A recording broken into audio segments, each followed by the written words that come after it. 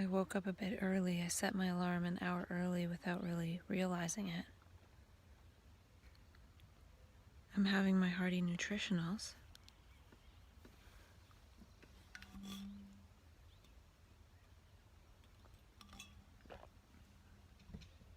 I've been on it for over a month now.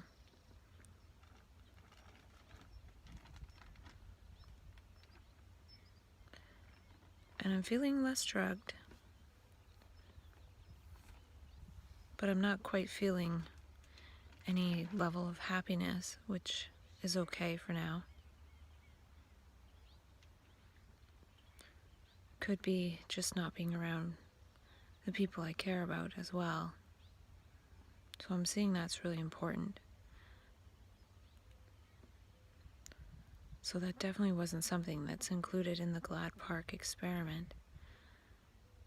Having people around me that I care about.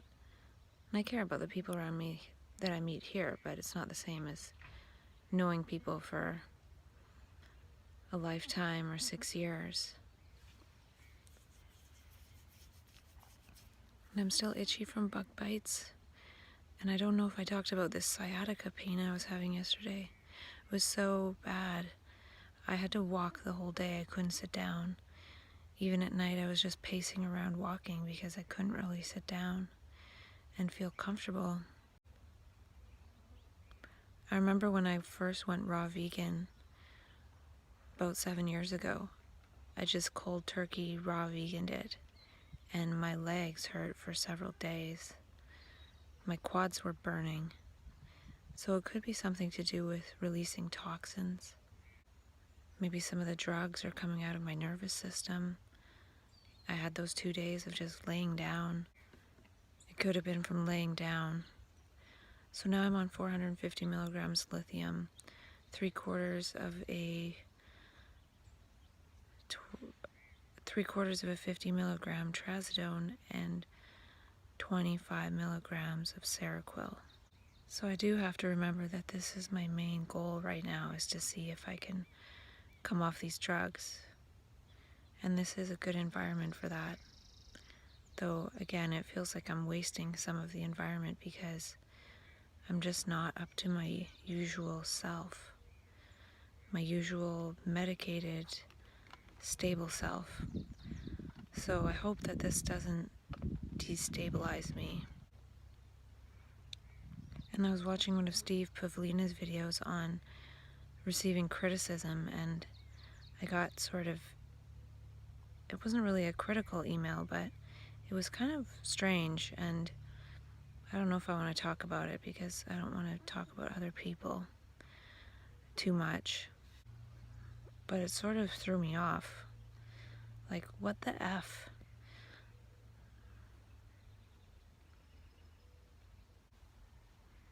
Maybe if I talk about insights, my brain will feel a little bit better.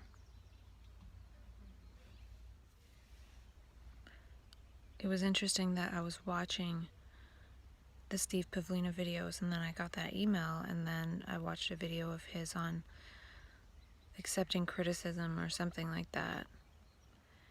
And he had another one about creating value, and I got my first donation on my website, even though it was a friend of a friend, so it's kind of cheating, but it was still very nice.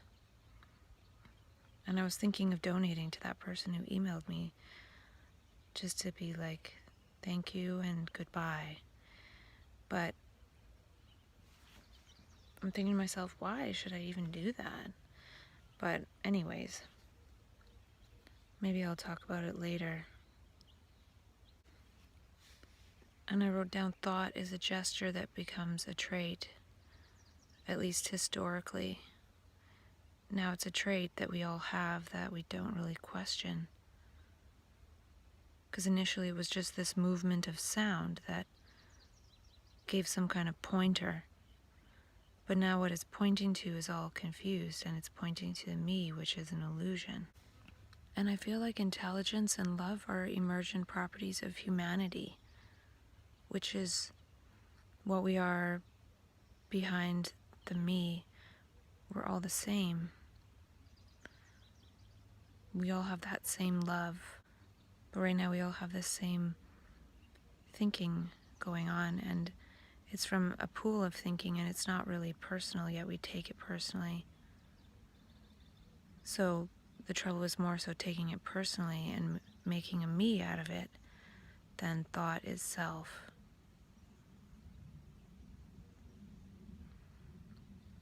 The movement of intelligence and love will use thought when necessary. And to me, words are how symbols of the mind come out of the brain and become relational, and we're relating based on these symbols and words. When love isn't a word, it would create different gestures and movements and traits, which could only happen if there was no movement happening in thought.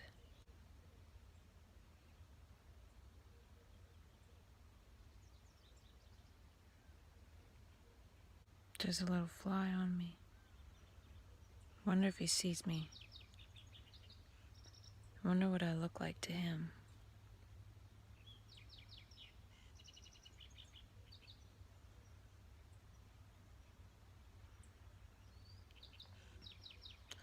I think that moment was a moment of love and intelligence.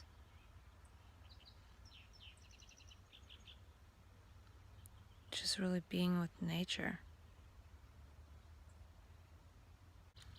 And Dr. Daniel Siegel, back to him,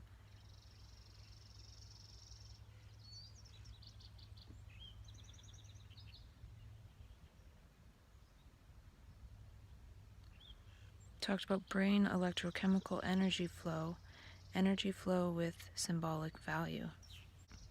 So we have this flow going on, this electrochemical flow, and it's producing symbols of symbolic value. Now, what if we were to perceive and the light coming in actually changes the electrochemical flow and changes the value of those symbols? Makes them less valuable because we can actually perceive in the moment.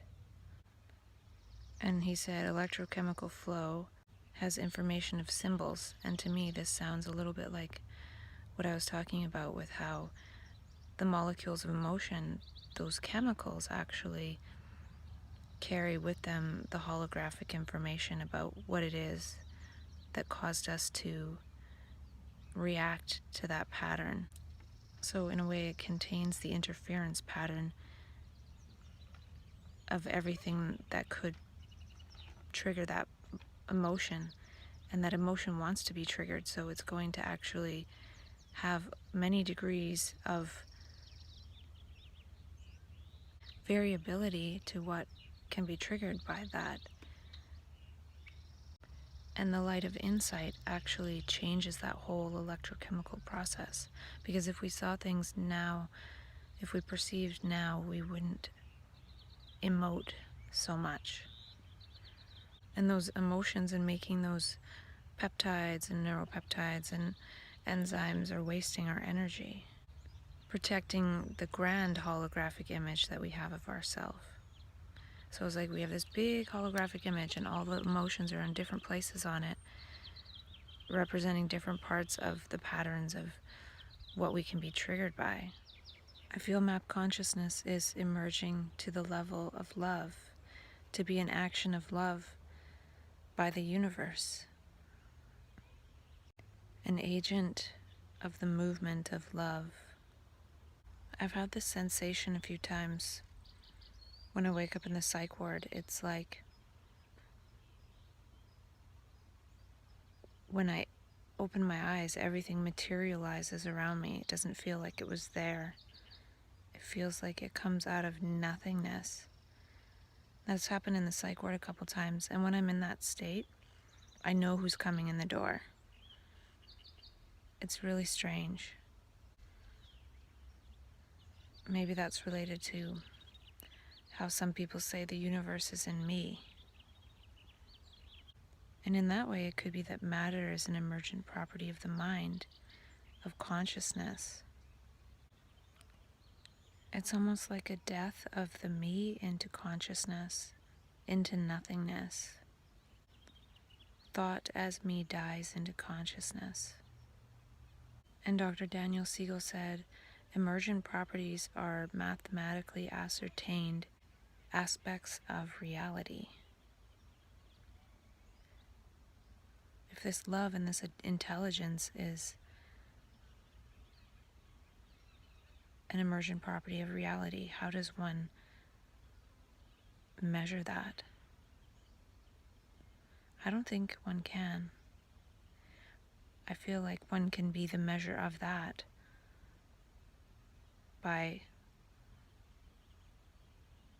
their state in daily life, like communing with nature or with the flies. And he said the movement of clouds cannot be explained by a single hydrogen and oxygen atom. The whole is greater than the sum of its parts. And I think this movement of love and intelligence, it's nothing to do with one single person, it's to do with everything moving together. So I wonder if there's something that grows connection to this love and intelligence. And I wrote down that matter is how the mind animates itself, or how consciousness animates itself.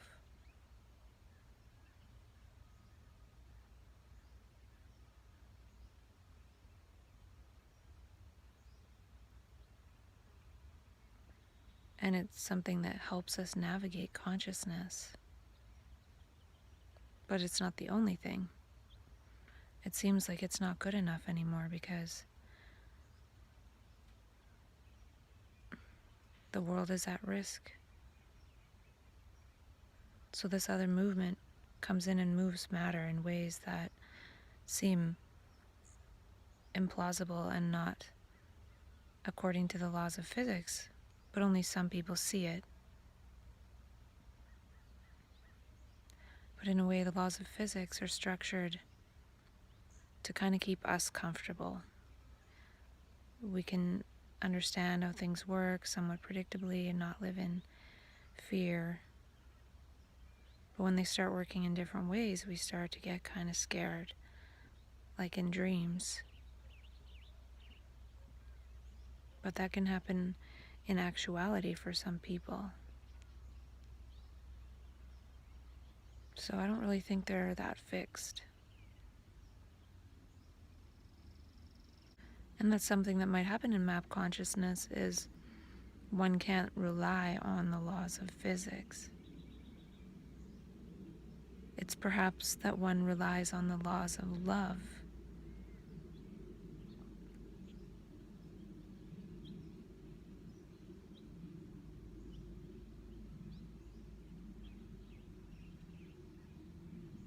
So then things don't necessarily take time, things don't necessarily move at this slow linear speed that we're used to. If somebody was living in the laws of love, maybe they would meet somebody that is the perfect person to collaborate with them on something. And it seems like thought feeds on itself and has some kind of momentum. I feel like love feeds. It doesn't feed on. But I'm not sure. And I think it was Dr. Daniel Siegel that said, relationships are the sharing of energy and information flow. So we'll see how today goes.